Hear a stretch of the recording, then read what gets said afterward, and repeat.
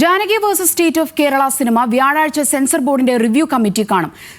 Sensor സർട്ടിഫിക്കറ്റിനായി അണിയറ പ്രവർത്തകർ ഹൈക്കോടതിയെ സമീപിച്ചതിന് പിന്നാലെയാണ് CBFCയുടെ നീക്കം. ചിത്രത്തിന്റെ പേര് മാറ്റണമെന്ന് പറയുന്നതിലെ കാരണം എന്താണെന്ന് സെൻസർ ബോർഡ് വ്യക്തമാക്കിയിട്ടില്ലെന്ന് അണിയറ പ്രവർത്തകർ പറഞ്ഞു. ഹൈക്കോടതിയിൽ ഹർജി നൽകിയതിന് പിന്നാലെയാണ് സെൻസർ ബോർഡ് റീജിയണൽ ഓഫീസർ സിനിമയുടെ നിർമ്മാതാക്കളെ ബന്ധപ്പെട്ടത്. സെൻസറിങ്ങിനായി വ്യാഴാഴ്ച റിവ്യൂ കമ്മിറ്റി സിനിമ കാണും. അതിനുശേഷം അന്തിമ തീരുമാനം ഉണ്ടാകുമെന്ന് പ്രതീക്ഷിക്കുന്നുവെന്ന് അണിയറ പ്രവർത്തകർ പറഞ്ഞു. ഈ റിവ്യൂ കമ്മിറ്റി ഈ വ്യാഴാഴ്ച ഈ സിനിമ ഒന്നുകൂടെ കാണുന്നു എന്ന് മാത്രമാണ് ഞങ്ങളിപ്പോൾ അറിയിച്ചിരിക്കുന്നത്.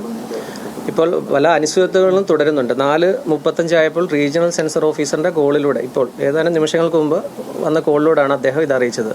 പേര് മാറ്റണമെന്ന് പറയുന്നതിലെ കാരണം എന്താണെന്ന് സെൻസർ ബോർഡ് വ്യക്തമാക്കുന്നില്ല.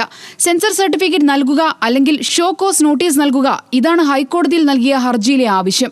ജാനകി എന്ന പേര് മാറ്റുന്നത് ചിന്തയിൽ പോലുമില്ലെന്ന് അണിയറ പ്രവർത്തകർ പറഞ്ഞു.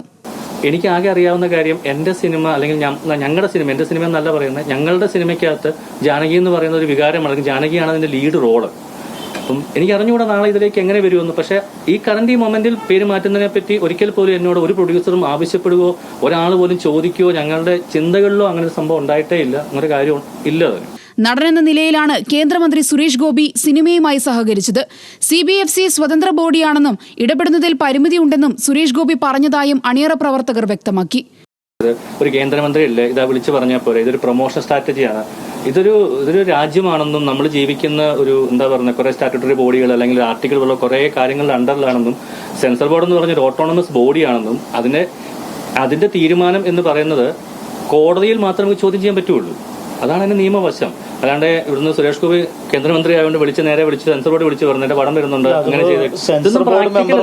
വ്യാഴാഴ്ച റിവ്യൂ കമ്മിറ്റി സെൻസർ സർട്ടിഫിക്കറ്റ് നൽകിയാലും വെള്ളിയാഴ്ച സിനിമ റിലീസ് ചെയ്യാനാകില്ല എന്നും നിർമ്മാതാക്കൾ പറഞ്ഞു. ന്യൂസ് മലയാളം, കൊച്ചി.